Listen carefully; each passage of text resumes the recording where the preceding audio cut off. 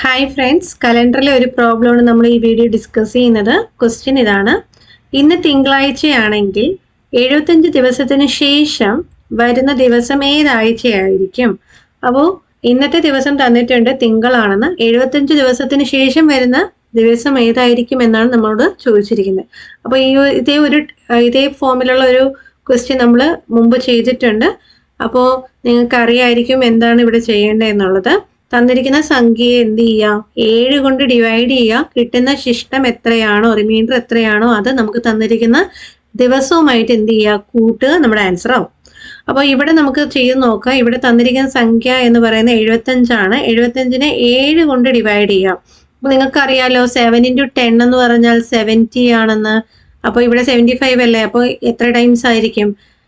10 times ആയിരിക്കും എന്ത് 70 വരിക അല്ലേ. അപ്പൊ 10 മുകളിലും കൊടുത്തു, 70 താഴെയും കൊടുത്താൽ റിമൈൻഡർ എത്രയാ വരിക? 5 എന്ന് കിട്ടും. അപ്പൊ നമുക്ക് തന്നിരിക്കുന്ന ദിവസം എന്ന് പറഞ്ഞാൽ തിങ്കളാണ്. അപ്പൊ തിങ്കളിന്റെ കൂടെ 5 ദിവസം കൂട്ടണം. അപ്പൊ ഏതാ വരിക? ചൊവ്വ, ബുധൻ, വ്യാഴം, വെള്ളി, ശനി. 5ാമത് വരുന്നത് ഏതാണ്? ശനിയാണ് വരുന്നത് അല്ലെ. അപ്പൊ നമ്മുടെ ആൻസർ എന്ന് പറഞ്ഞാൽ ഇവിടെ ഓപ്ഷൻ എ ശനി ആയിരിക്കും.